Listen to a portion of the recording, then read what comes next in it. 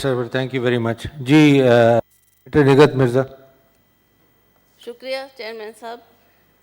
مجھ سے کسی نے میری گواہی طلب نہ کی، مجھ سے کسی نے میری گواہی طلب نہ کی، میں شہر پر صدا تھا مگر پتھروں میں تھا.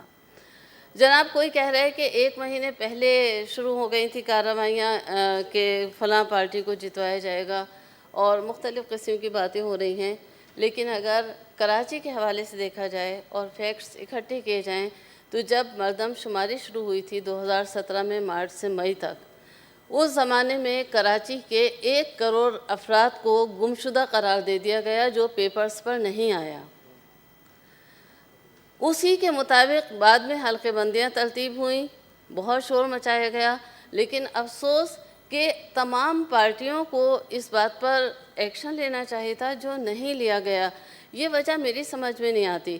کراچی پاکستان کا سب سے بڑا شہر ہے، اسی لیے اسے یہ اعزاز بھی حاصل ہے کہ وہاں پر تمام صوبوں کے لوگ آتے ہیں، قصبوں سے آتے ہیں، دیہاتوں سے آتے ہیں اور وہاں رہتے ہیں اور کام کرتے ہیں. الحمدللہ کہ وہ ایسا شہر ہے کہ سب کو روزگار مہیا کرتا ہے. لیکن جب مردم شماری ہی غلط ہوئی، اس کے مطابق حلقے بندیاں غلط ہوئیں، تو ظاہر ہے کہ 1 کروڑ پوری آبادی کو غائب کر دیا گیا. تو اس کا نتیجہ جو آنا تھا وہ آیا. میں نے یہاں 20 جولائی کو 25 جولائی کے نتائج بتا دیے تھے کہ وہاں پہ گھروں میں پیپرز ڈالے جا رہے ہیں کہ ایم کیو ایم کو کراچی سے 4 نشستیں ملیں گی اور وہی 4 نشستیں ایم کیو ایم کو کراچی سے ملیں. یہ کس نے کیا؟ اور کیونکہ تحقیقاتی اداروں کا کام ہے کہ وہ اس پر آگے بڑھ کر کام کریں اور دیکھیں کہ کون ہے جو افواہیں بھی پھیلاتا ہے اور کون ہے جو ان افواہوں پر اسی طرح کارروائی کرتا ہے جس طرح افواہیں پھیلائی جا رہی ہوتی ہیں. تو کیونکہ عمران خان صاحب کا کوئی نام نہیں لے رہا، ہر شخص نے کہا کہ بھئی الیکشن کمیشن تحریک انصاف کا کوئی قصور نہیں، جو ہوا ان اداروں سے پوچھا جائے جو اس کے ذمہ دار تھے. اور ہم یہ کہتے ہیں، ابھی آج ہی ایک نجی چینل پہ چل رہا تھا کہ مردم شماری کے 2 فارم تھے. فارم 2 بھرا ہی نہیں گیا جس کے اندر یہ تھا کہ کتنے لوگوں نے کس شہر سے کہاں نقل مکانی کی، تعلیم کیا تھا، پیشہ کیا تھا ان کا، اوورسیز میں کتنے لوگ رہتے ہیں، کتنے لوگ معذور ہیں. یہ فارم بھرا ہی نہیں گیا اور 20 ارب روپے کی خرد برد کر دی گئی. اب یہ نجی چینل کی اطلاع ہے، یقیناً کچھ نہ کچھ تو انہوں نے اس پہ تحقیقات کی ہوں گی، اپنی طرف سے تو نہیں کہا ہوگا. تو یہ وہ تمام چیزیں جن کے اوپر اب آگے بڑھ کے قدم اٹھانا ہوگا. آئندہ سب سے پہلے جو تحریک انصاف کو قدم اٹھانا ہوگا اپنا، وہ کراچی کی گمشدہ 1 کروڑ آبادی کو پیپرز پہ لانا ہوگا.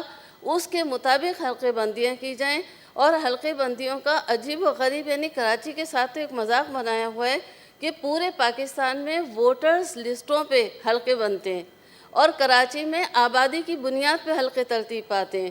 اب کوئی حلقہ جو ہے وہ 3 لاکھ پہ ایک ایم این اے منتخب کر رہا ہے اور کوئی حلقہ 5 لاکھ پہ ایک ایم این اے منتخب کر رہا ہے.